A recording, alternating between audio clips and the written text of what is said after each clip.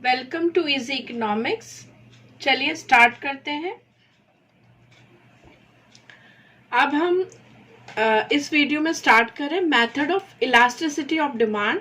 ये लगभग चैप्टर का एंड आ गया है। अब हम कैलकुलेशन मेथड्स देखेंगे डिमांड के इलास्टिसिटी को मेजरमेंट करने के। ठीक है, तो डिमांड की इलास्टिसिटी का मतलब ये है कि कितना वो प्राइस से रिस्पॉन्स करती है, किस तरह से भाई प्राइस बढ़ने पर कितना घटती है डिमांड, और ज़्यादा घट जाती है या कम घटती है। ठीक है, they are the three method to measure the elasticity of demand. First one is percentage method. Percentage method का एक फॉर्मूला है और ये आप जो है अच्छे से लर्न कर लीजिए। और ये मतलब एक फॉर्मूला है इस मेथड का ओनली, और इससे आसानी से आप कर लेंगे। आगे चल के मैं सम्स भी करवाऊंगी। देखिए, percentage change in demand upon percentage change in price, यानी कि डिमांड में जो चेंज आया है, ठीक है, उसका परसेंटेज लेंगे हम, और प्राइस में जो चेंज आया उसका परसेंटेज लेंगे। भाई प्राइस बढ़ने से या घटने से डिमांड में जो भी चेंजेस आए हैं, तो जो प्राइस का चेंज है और जो डिमांड का चेंज है वो हम लेंगे, तो हमारा परसेंटेज मेथड से इलास्टिसिटी ऑफ डिमांड का मेजरमेंट आ जाएगा। इलास्टिसिटी ऑफ डिमांड जो है उसको हम स्मॉल ई से डिनोट कर रहे हैं, बिग ई भी ले सकते हैं आप। ठीक है, स्मॉल ई और उसके बाद हम डी फॉर डिमांड इलास्टिसिटी। अब ये लेने का तरीका क्या है? See these triangle show the changes. जब भी ये ट्राइंगल हो तो इसका मतलब होगा कि जो चेंज हुआ है ना वो आप दिखाना चाह रहे हो। तो this is change in quantity, change in price multiply by base price, base quantity. अब बेस प्राइस क्या होता है कि जो पहला प्राइस होगा, जो फर्स्ट टाइम प्राइस होगा वो आप यहाँ लेंगे, और जो फर्स्ट टाइम क्वांटिटी होगी वो यहाँ लेंगे। और जो चेंजेस हुए हैं वो क्वांटिटी के आप लेंगे ऊपर और प्राइस के नीचे। ठीक है, I am taking one example of it. Like अगर किसी चीज का प्राइस 2 रुपीज से बढ़ के 5 रुपीज हो गया, तो बेस प्राइस क्या है? जो 2 रुपीज है, जो पहले था प्राइस। ठीक है, और चेंजेस कितना हुआ? 2 से वो 5 हो गया, तो चेंजेस जो है प्राइस का वो है 3 रुपीज का। ऐसे में आपने क्वांटिटी, अगर आप 10 यूनिट डिमांड करते थे तो अब आप 5 यूनिट डिमांड करने लगे। तो जो आप 10 यूनिट डिमांड करते थे, आपकी बेस क्वांटिटी थी, वो आपने यहाँ पर लेनी है। ठीक है, और जो 10 आप डिमांड करते थे अब आप 5 डिमांड करने लगे, तो जो चेंज हुआ 5 यूनिट का वो आप यहाँ लेंगे। तो जो डिमांड का चेंज है दैट इज अपसाइड। ठीक है, change in price down side multiply by base price, base quantity. ठीक है, और ये आपको आगे और क्लियर होगा जब मैं इसके सम्स कराऊंगी नेक्स्ट स्लाइड में। ठीक है, नाउ आप यहाँ पर देखिए टोटल एक्सपेंडिचर मेथड। जैसा इसका नाम से ही है एक्सपेंडिचर। देखिए, जब आप कोई चीज को डिमांड करते हैं तो फिर उसके लिए फिर आप पे भी करेंगे। मैंने पहले ही बताया है कि डिमांड वही होती है जिसको आप न केवल आप इच्छा करते हैं बल्कि आप पे करने के लिए भी रेडी हैं। You have the purchase power. तो जो आप एक्सपेंड करेंगे ना उस पर्टिकुलर गुड पे, उसकी एक्सपेंडिचर से पता चलेगा कि डिमांड घट रही है या बढ़ रही है। यानी अगर आपने प्राइस के बढ़ने पर डिमांड का एक्सपेंडिचर जो आप उस पर्टिकुलर कमोडिटी पे कर रहे थे वो घटा दिया, और कितना घटाया, ठीक है, या प्राइस के घटने पर आपने उस पर कितना एक्सपेंडिचर बढ़ा दिया, उस एक्सपेंडिचर को देख के पता लगाते हैं। तो इसके लिए आपको क्या देखना पड़ेगा? इसके लिए आपको स्केड्यूल देखना पड़ेगा एक्सपेंडिचर का। वो स्केड्यूल भी मैं बना के दिखाऊंगी आगे स्लाइड में। ठीक है, तो ये आपके कॉन्सेप्ट है, पहले आप क्लियर करते चलिए। ठीक है, नाउ ज्योमेट्रिकल मेथड। ज्योमेट्रिकल, जैसे कि हम ज्योमेट्री का यूज करेंगे यानी ग्राफ का यूज करेंगे। ज्योमेट्रिकल मेथड को हम पॉइंट मेथड भी कहते हैं। ठीक है, अब आप कंफ्यूज मत होइएगा। और ये इसमें हम क्या करते हैं? Lower section of demand curve. Demand curve का लोअर सेक्शन, नीचे वाला पार्ट, और upper section of the demand नीचे लेंगे। Lower section upside and upper section जो है डाउन साइड। तो इस तरह से हमारी इलास्टिसिटी ऑफ डिमांड आएगी।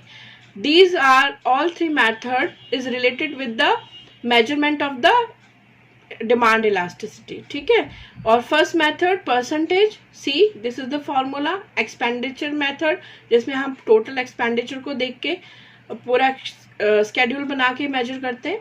And the third method is graphical method. ठीक है, चलिए तो फिर मूव होते हैं नेक्स्ट स्लाइड पर।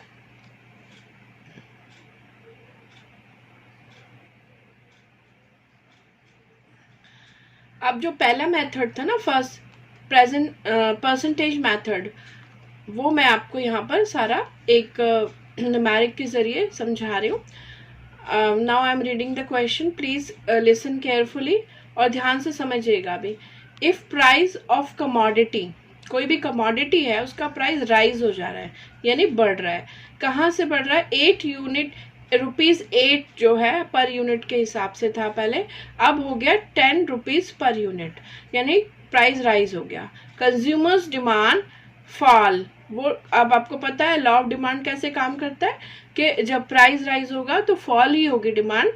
ठीक है, तो वो कहाँ से फॉल हो रही है? 112 यूनिट पहले आप डिमांड करते थे कंज्यूमर जो थे, और अब वो 98 डिमांड कर रहे हैं. ठीक है, उन्होंने घटा दिया अपना demand. Now find out the price elasticity. अब आपको प्राइस इलास्टिसिटी निकालनी है डिमांड की दिस पर्टिकुलर कमोडिटी के लिए. ठीक है, आई होप क्वेश्चन तो आपको क्लियर हो ही गया होगा. अब यहाँ पर देखिए, हम हमारे फॉर्मूले में जो मैंने अभी आपको सिखाया था, that is change in quantity upside, change in price down side and into P upon Q. और ये कौन से प्राइस है? कौन सा? बेस प्राइस और बेस क्वांटिटी. अब पहले हम चेंज इन प्राइस बताएं क्या है. पहले हमारा प्राइस था 8 रुपीज और फिर वो हो गया 10 रुपीज. तो डिफरेंस जो है ना वो कितने का आया? 10 माइनस 8, 2 रुपीज का. Change in price is ₹2. Now change in quantity.